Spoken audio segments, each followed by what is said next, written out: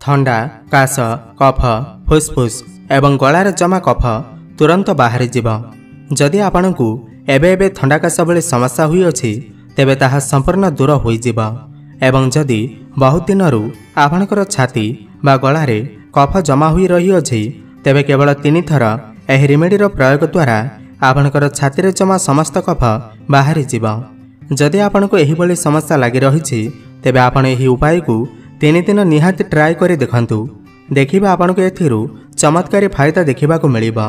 तेबे चलंतु जानिबा आज रे रेमेडी को आमे केमिति बनाइबा एवं यार सेवन किपरि करिबा। सेथिपाई वीडियो को शेष पर्यंत निश्चय देखंतु।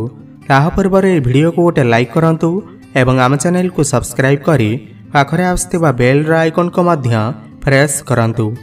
आज रे रेमेडी पाई आपनकु किछि भी बाहरु किनिबार आवश्यकता नाही। एथिपाई आपनकु प्रथम सामग्रीर आवश्यकता पड़िबा ताहा अटे पिजुली पत्र। प्रायतः समस्तंकर बाड़ी घरु पिजुली गछ बहुत सहजरे मिल जाए। जदि नाही तेबे आपनकर आखपाखरे पिजुली गछ तो निहाती थिबा। जदि आज रे रेमेडी पाई आपनकु पिजुली पत्रर आवश्यकता पड़िबा। जदि आपनकु बड़ पिजुली पत्र मिल जाए तेबे केवल 3टी पिजुली पत्र थरक पाई नियंतु। जदि आपनकु छोट पिजुली पत्र मिलुअछि तेबे थरक पाई 4 ରୁ 5टी पिजुली पत्रर प्रयोग करंतु। हेले ध्यान रखंतु जेबे भी आपण पिजुली पत्रर प्रयोग करिवे तेबे ताहाकु पानी रे भल भाबरे धोई तापर जाई आपण ताहार प्रयोग करंतु। जदि संभव किछि समय पर्यंत आपण एहाकु पानी रे भेदेई रखंतु। फलरे पत्र रे पसिथिबा धूलिमଳି बाहरी जीव। एही पत्रर टेस्ट कसा होई थाए किंतु एहा आपणक पाई बहुत अधिक लाभदायक होई थाए। पिजुलीर फायदा विषय रे प्रायतः समस्त जानिथिबे किंतु पिजुलीठी अधिक फायदा एहार पत्ररू मिली थाए एवं एहा अनेक सारा रोग पाई एवं स्वास्थ्य पाई लाभदायक होई थाए। जदि आपनको थंडा काश बा कफ भली समस्या लागि रहुछि बा जदि एही समस्या थरे आरंभ हेले बहुत दिन पर्यंत छाड़ीबार नाम नेउ नाही तेबे आपण एहार प्रयोग थरे करिके देखंतु। देखिबे किछि दिनर प्रयोग द्वारा आपनको एथिरु आश्चर्यकारी फायदा देखिबा को मिलिबा। पिजुली पत्र को भल भाबरे धोई सारिला परे पत्र मध्यरे थिबा डेम्फ को भल भाबरे काढी दियंतु कारण एहा अधिक कषायुक्त होई थाए। एबे जानिबा एही रेमेडी को किपरि बनाइबा। प्रथमे आपण एक पात्र गैस रे बसांतु एवं सेथिरे 1 ग्लास पानी ढालंतु अर्थात 200 ରୁ 300 ml पानी रो प्रयोग करंतु। एबे पानी को बॉइल हेबा पई छाड़ी दियंतु। पानी अल्प फुटिबा को लागिले पूर्वर धोई रखिथिबा पिजुली पत्र को आपण एथिरे पकेई दियंतु। थरक पाई 3 ରୁ 5टी पिजुली पत्रर प्रयोग करंतु। एहाठो अधिक पकांतु नाही। एथिरे आमे आउ किछि सामग्रीर प्रयोग करिबा।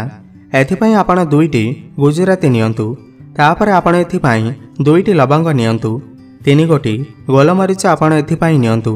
साथरे आपण एथिरे आधा इंच लंबर गोटे छोट खंड अदार प्रयोग करंतु। एबे एही समस्त सामग्री को भल भाबरे बाटी दियंतु। एही समस्त मसाला को भल भाबरे बाटी आपण एथिरे पकेई दियंतु। एबे आपण एहाकु 5 मिनिट पर्यंत भल भाबरे बॉइल करंतु।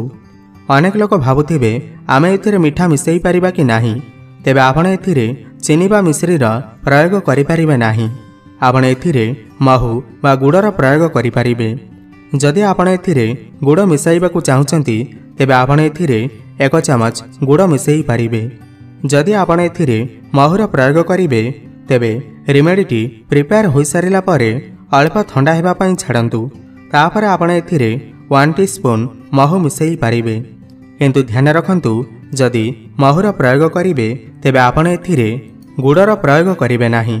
एही रेमेडी को बनाइबा पई 200 ml पानी नेइथिले। पानी फुटी फुटी 100 ml होई गले बा अधा होई गले गैस बंद करि दियंतु एवं एहाकु अल्प ठंडा हेबा पई छाडी दियंतु। तापर आपण एहाकु एक कप को छाणी नियंतु। जदि आपण एथिरे गुड़र प्रयोग करि नथिबे तेबे एबे चाहिले एथिरे महूर प्रयोग करि परिबे।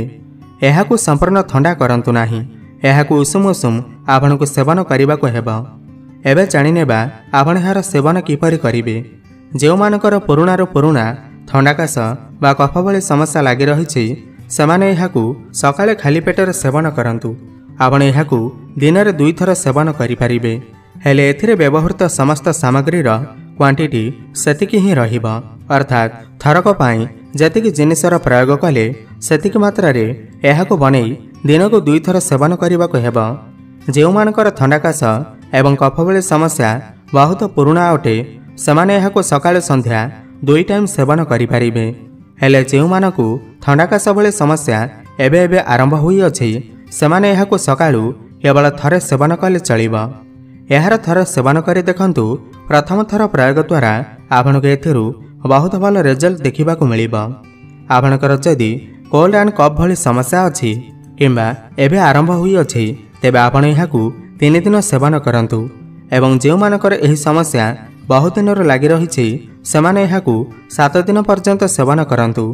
एहा सहित चेष्टा करंतु गरम गरम खाद्य खाइबा पाई एवं उषुम पानी पीबा पाई फଳରେ आपणकर शरीर जमा कफ शीघ्र बाहरी जिबा एवं आपणकू बहुत शीघ्र आराम मिलिबा। तेबे आपणकू एही भिडियोटी किपरि लागिला हमको निश्चय कमेंट करि जणांतु एवं भिडियो को गोटे लाइक करंतु। धन्यवाद।